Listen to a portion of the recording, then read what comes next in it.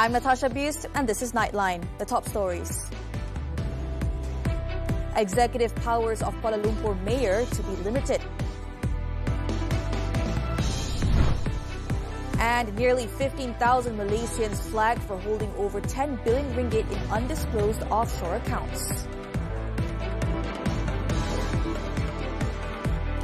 The executive powers of the Kuala Lumpur mayor will soon be limited.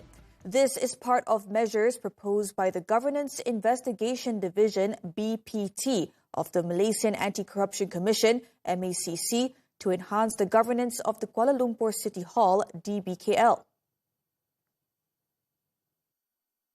MACC Deputy Chief Commissioner Dato' Azmi Kamaruzaman said 20 improvement proposals were recently submitted by the BPT to Kuala Lumpur Mayor Dato' Fadlun Ma'ujud. This includes the introduction of limits of authority (LOA) for the positions of mayor, department heads, and senior management committees. The LOA would set maximum allocation approval thresholds to enhance transparency and strengthen governance. Azmi added that his team also focused on issues related to the management and allocation of Ramadan and Aidilfitri Bazaar sites. Consequently, he said the standard aspects such as compound rates and license. Noted that the MACC views the commitment and determination of Federal Territories Minister Hannah Yeoh and the agencies under her purview as very positive and timely. The proposals to limit the Kuala Lumpur mayor's executive powers and to introduce special SOPs for festive bazaars will be realized through the signing of a note of cooperation between MACC and the Federal Territories Department on Tuesday. The signing ceremony is expected to be attended by Yeoh and MACC Chief Commissioner Tan Sri Azam Baki.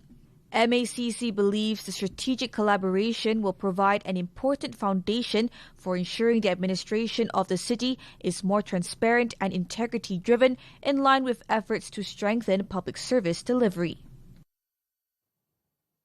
In a related matter, Datuk Sri Johari Abdul Ghani said any proposal or study regarding a Kuala Lumpur mayoral election must first be presented to the Cabinet. The Investment, Trade and Industry Minister also stated that he has not been informed of any such proposal, nor has the matter been discussed at Cabinet level. Lalunya perkara-perkara yang serius lalunya kita akan bincang di dalam Cabinet. Jadi setakat hari ini saya tak pernah lagi berdepan dengan mana-mana perbincangan soal ini dalam Cabinet. Johari, who is also Titiwangsa Member of Parliament, said this to reporters after distributing aid to more than 500 residents in the federal capital on Monday ahead of the upcoming Chinese New Year celebrations. On Sunday, Minister in the Prime Minister's Department for Federal Territories, Hannah Yeoh, was reported to have said a study is being carried out on the feasibility of holding a mayoral election for Kuala Lumpur. Nearly 15,000 Malaysian tax residents have been identified as holding more than 10 billion ringgit in undisclosed offshore accounts. According to the Inland Revenue Board, LHDN, these individuals were flagged for failing to declare their income via the Income Tax Return Form, BNCP, in breach of Malaysian tax regulations. In a statement, LHDN said the findings came through international financial account information exchanges involving over 100 countries as part of the agency's drive to enhance tax compliance and curb cross-border tax evasion. The agency added that the offshore accounts were located in several jurisdictions including Luxembourg, Hong Kong, the Cayman Islands, the Bahamas, and Bermuda. LHDN also said reminder notices have been issued, giving the relevant taxpayers an opportunity to declare their income voluntarily before any enforcement action is taken. Income derived from overseas financial accounts is taxable in Malaysia and must be declared under the Income Tax Act. Meanwhile, the LHDN's voluntary compliance reminder should be seen as an opportunity for taxpayers to regularize their tax position. Chartered Tax Institute of Malaysia, CTIM President So Lian Seng said having overseas accounts is not an offence, but failing to declare income or assets derived from them is a compliance issue. The detection of offshore assets today is largely driven by international cooperation through mechanisms such as automatic exchange of financial account information. Tax authorities are now able to receive data from foreign jurisdictions on Malaysian tax residents' overseas accounts. This reflects So added that this greater international cooperation reflects a global shift towards transparency where borders no longer shield undisclosed income. 33 Selangor FC supporters have been remanded to assist investigations into a commotion at the Kuala Terengganu drawbridge on Sunday. 24 of them were remanded over drug-related offences, while the remainder were remanded for possession of flares. All suspects aged between 17 and 43 were brought before the Kuala Terengganu Magistrates Court on Monday morning. Those suspected of drug possession were remanded for 4 days, showing a large group of Selangor FC supporters marching and lighting flares on the Kuala Terengganu drawbridge. The incident occurred ahead of a Super League match between Terengganu FC and Selangor FC. Following the incident, a total of 412 supporters travelling in 10 buses were detained at 8 p.m. and taken to the Kuala Terengganu District Police Headquarters for screening. Police said 21 individuals tested positive for THC, while 3 others were found in possession of cannabis. Meanwhile, Terengganu Police Chief Datuk Muhammad Khairi Khairuddin said that 7 of those who tested positive for drugs are students. 7 orang dari tangkapan tersebut merupakan pelajar dan penuntut dengan pecahan seperti berikut. 2 orang pelajar IPTA, 4 orang pelajar IPTS dan 1 pelajar sekolah menengah. Police also seized more than 19 grams of cannabis and RM10 pills. In addition, 70 flares of various sizes were confiscated, with the total value of the seizure estimated at 7,500 ringgit. In Kedah, a 52-year-old woman was found murdered at her home in Taman Sultan Abdul Halim, Alor Setar, on Monday.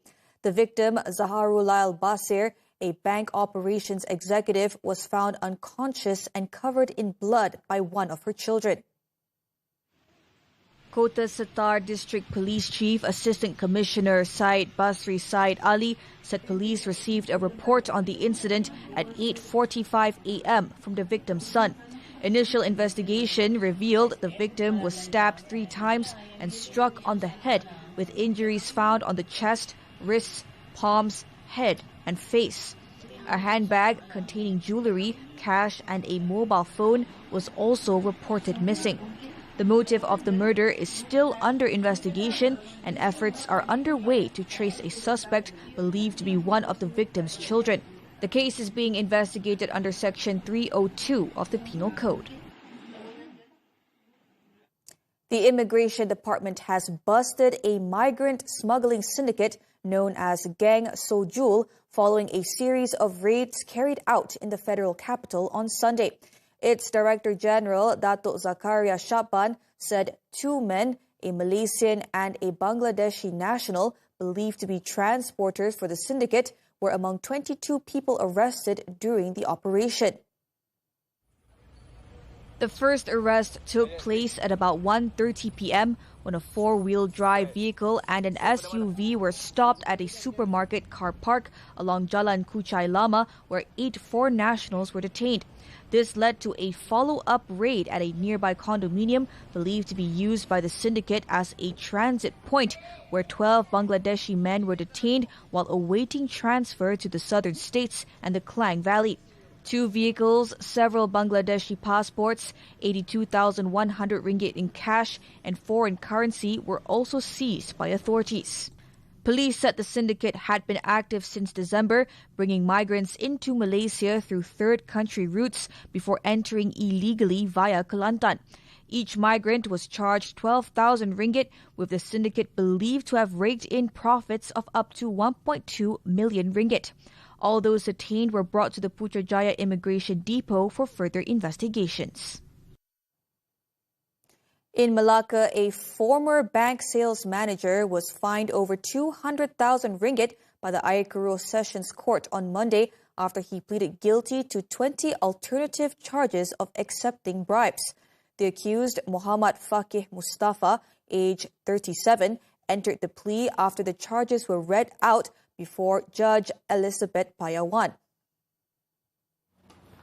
Fakih was accused of receiving 19 fund transfers ranging from 800 ringgit to over 16,000 ringgit deposited into his sister's bank account and one transfer into his own account as inducements for assisting law firms to secure referrals for housing loan cases. The offences were allegedly committed at a bank in Graha Peladang between May 2018 and September 2022. The charges, framed under the MACC Act, carries a maximum fine of 100,000 ringgit, imprisonment of up to 10 years, or both. The court also ordered the accused to serve 63 months in jail if he failed to pay the fine. Fakih paid the fine and his 87,000 ringgit bail was also returned.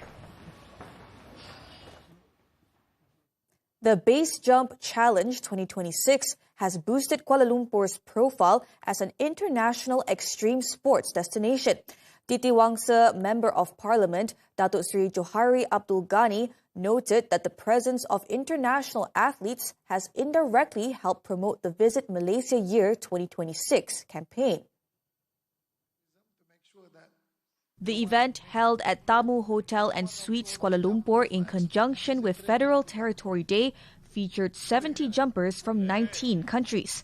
Participants included prominent athletes from the United States, the United Kingdom, Australia, Russia, and France, ranging in age from 20 to 71. Because pasal setiap orang yang melompat ni, dia ada dia punya followers. They all over the world. Dia datang untuk followers. Jadi masuk dalam Instagram, Facebook and all those social media. Jadi orang tengok sendiri tu, they want to have experience to see. Johari said events like this are in line with the goals of Visit Malaysia Year 2026. He said the competition could potentially become an annual event held in conjunction with the public holiday. Also attracting both local and international tourists is Putrajaya. Beyond its iconic architecture, the man-made lake encircling the Federal Administrative Centre has become a major attraction in its own right, helping to boost the income of local traders.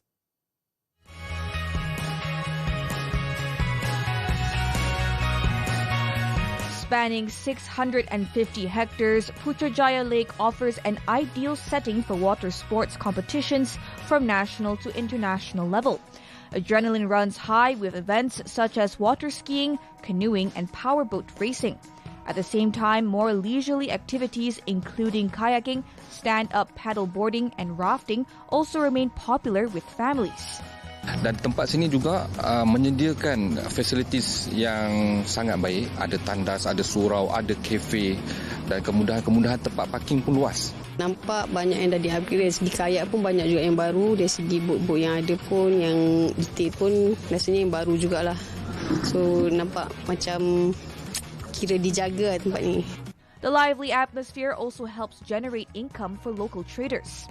Setiap bagi sukan air dijalankan memang ramai orang. Memang ramai dan sepanjang masa itu juga pihak perbadanan ke ataupun pihak yang menguruskan sukan air itu, the consultant dia akan sediakan food truck. Visitors from abroad are also charmed by the cleanliness, tranquil surroundings, and the warm hospitality of the locals. For me, it's clean and people are respectful. I come from France, so it's not like that in big cities, and it's just the respect. People are respectful, are nice, and yeah, it's clean. The beauty of Putrajaya Lake is further enhanced by its freshwater ecosystem. Its surroundings provide a habitat for valuable local fish species and support community activities as well as environmental education. 70% ikan tempatan berada di tasik wetland Putrajaya ni. Salah satunya ikan temoleh, ikan tenggalan, ikan kerai kunyit, kerai jelawat original ataupun dipanggil ikan sultan lah. With a budget of 1 million ringgit for the Putrajaya Wave 2026 program, this smart city is set to become a hotspot for water sports enthusiasts while also boosting the local economy. Senior citizen and grandson burned to death in Bintulu fire. This and more after this breather.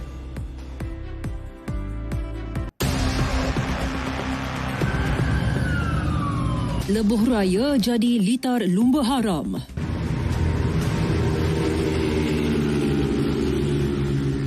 Remaja bawah umur dipantau. Tuan saja ingat nak jalan-jalan je. Mak ayah tahu tak keluar? Ha? Abang tahu? Aku tanya mak ayah. Kau mau apa? 19. Saksikan 999 Selasa jam 9 malam di TV3 dan stream sekarang melalui Tonton. انت شو اسم العيله؟ شو اسمك الكامل؟ Hin Raja berusia 6 tahun. Anak kepada Wisam dan Rami ini terperangkap dalam mimpi ngeri di Gaza. 29 Januari 2024, dunianya hancur. Sendirian di celah jasad keluarganya, dia merayu.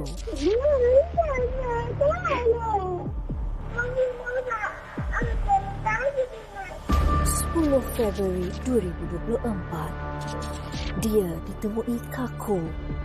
Hin pergi sebagai saksi bisu kepada dunia yang gagal melindunginya. هند كانت تحب تروح على البحر وكأنه البحر كأنه صاحبها يعني كأنه رفيق إلها.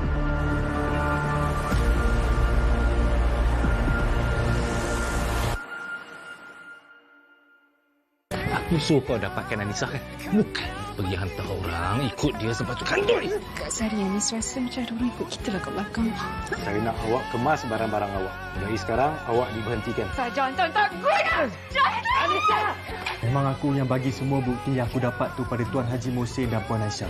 Aku takkan diam tengok anak aku dizalimi macam itu. Kau akan bertanggungjawab di atas segala apa yang kamu lakukan terhadap anak aku.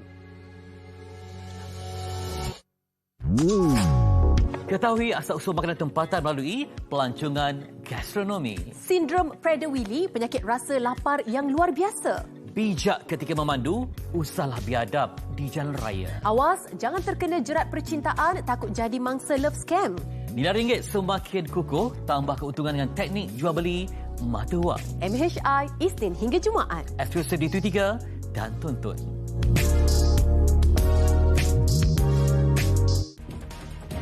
Unlocking the future of business.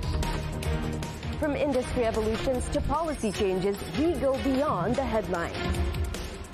Deep insights, sharp analysis. Understanding the forces driving tomorrow's economy. Key financial insights that drive decisions. This is Money Matters, every Saturday, 5 p.m. Only on TV3 and stream now on Tonton. A senior citizen and her grandson were killed when a fire swept through a block of workers' quarters along Jalan Sungai Nigu in Bintulu, Sarawak early on Monday morning. The victims, identified as 61-year-old Taun Nyaring and 15-year-old Melbourne Jeezy, were found burned to death at the scene.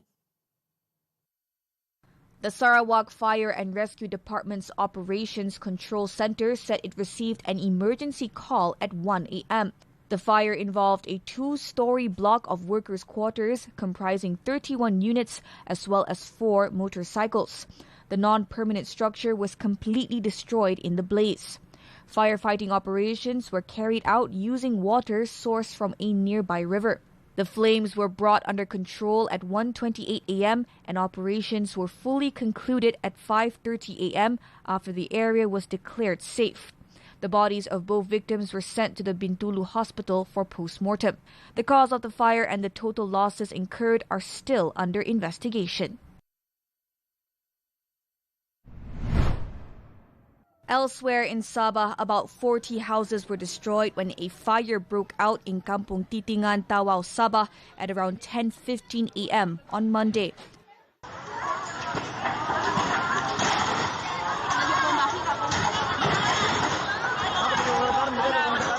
The blaze is believed to have started in one of the homes before spreading rapidly and engulfing dozens of neighboring houses.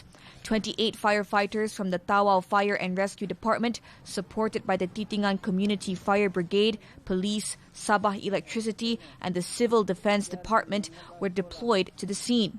The fire was brought under control within 2 hours. Fortunately, no casualties or injuries have been reported.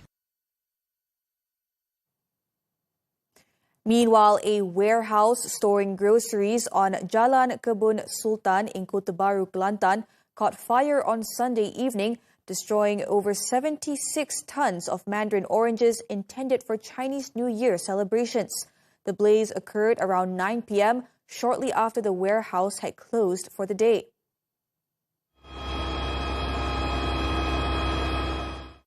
Kelantan Fire and Rescue Department Assistant Director of Operations Muhammad Fadli Zil Ikram Ahmad Pauzi said authorities were alerted to the incident at 9:09 p.m.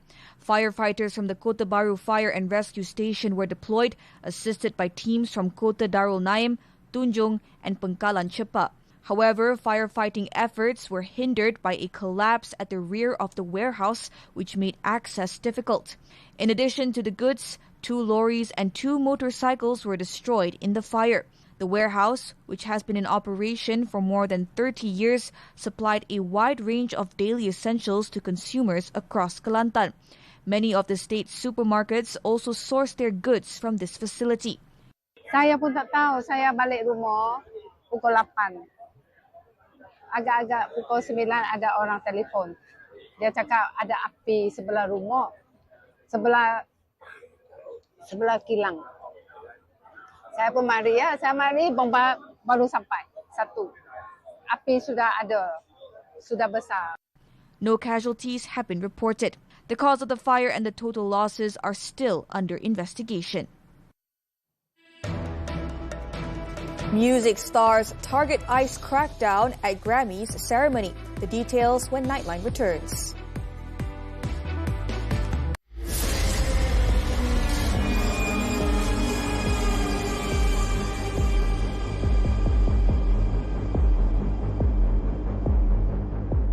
Setiap kes yang dilakukan pembunuhan, suspek akan menjilat darah mangsa.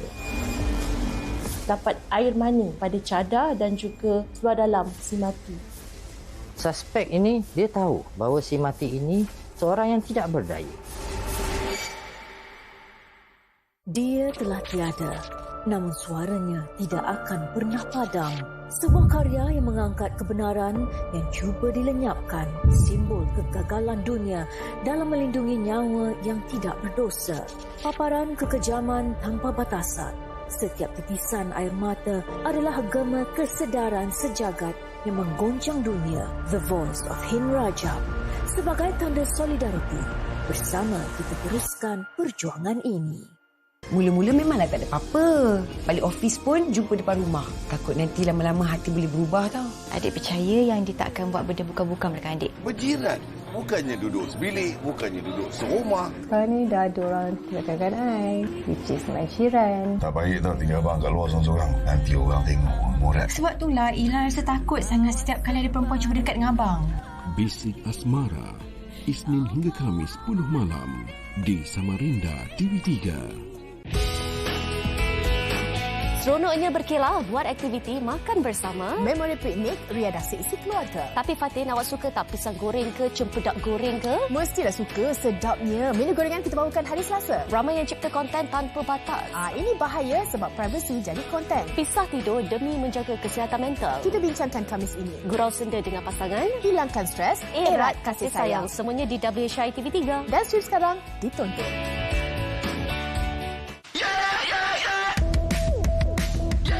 Awak netizen. Okey, panas guys. Kenapa panas? Bersangka buruk dia sudah baik. Kutuk depan sini. Dulu kita kongkong tu.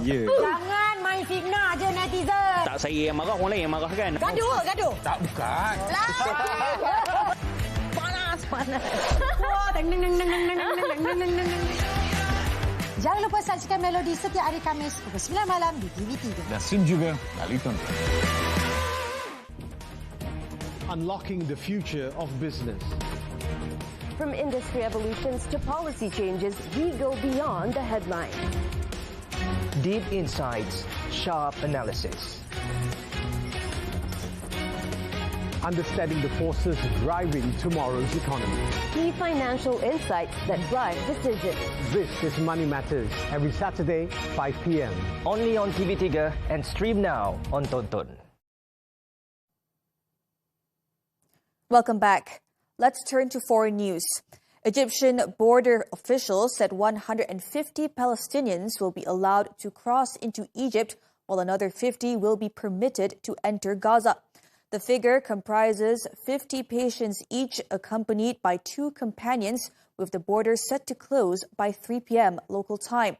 Israeli media reported the crossing would be open for about 6 hours a day, while Egyptian state-linked media Al Qahira News said the Egyptian side of the crossing would remain open around the clock.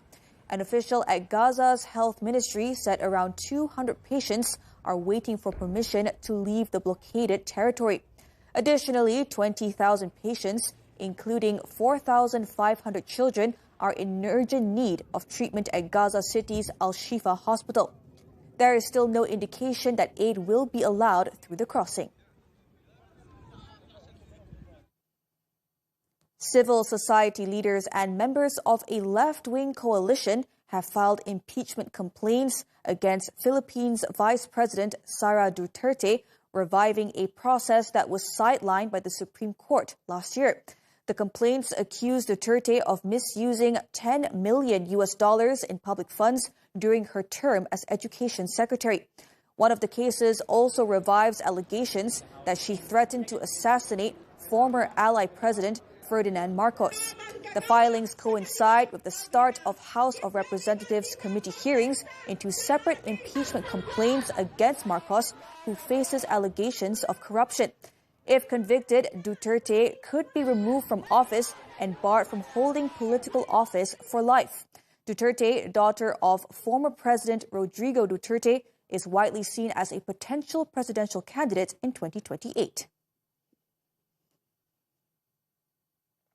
Music's biggest stars bedazzled at the industry's most prestigious award on Sunday as the Grammys took place at the Crypto.com Arena in Los Angeles.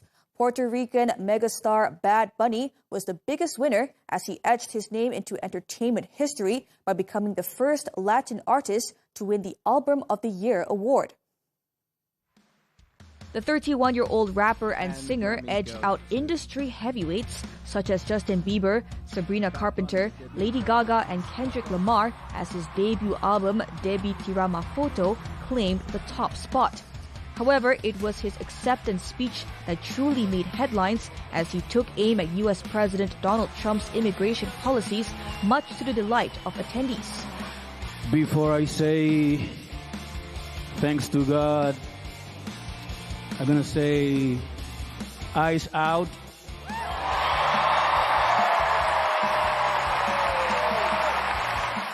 We're not savage, we're not animals, we're not aliens, we are humans and we are Americans.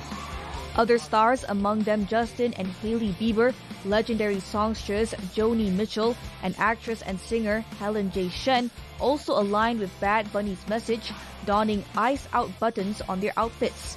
Rapper Kendrick Lamar reaffirmed his dominance, sweeping 5 awards for the second year in a row, including Record of the Year and 4 major rap categories. Meanwhile, alternative pop sensation Billie Eilish's Wildflower was awarded the Song of the Year after dominating the airwaves in 2025. Rising British pop star Olivia Dean took home the Best New Artist award, buoyed by hits like Man I Need and So Easy to Fall in Love from her captivating album, The Art of Loving.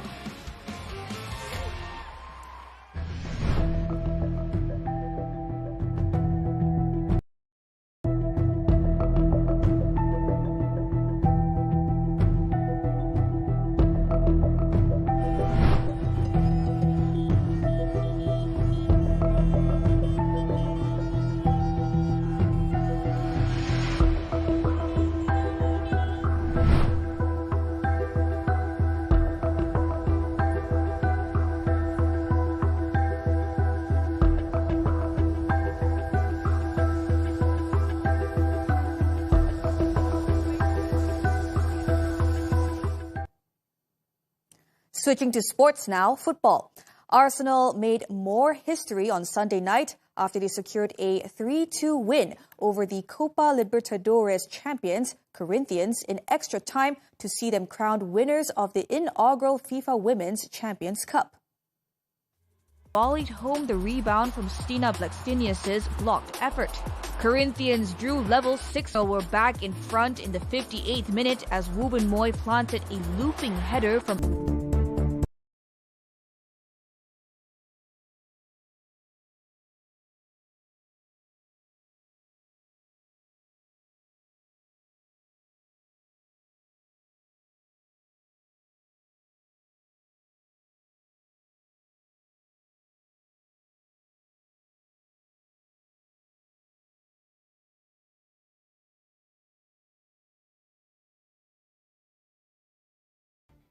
And that wraps up Nightline this time around. Before we leave, let's turn to Argentina's Patagonian region, where wildfires driven by soaring temperatures and fierce winds have continued to burn since December. With that, I'm Natasha.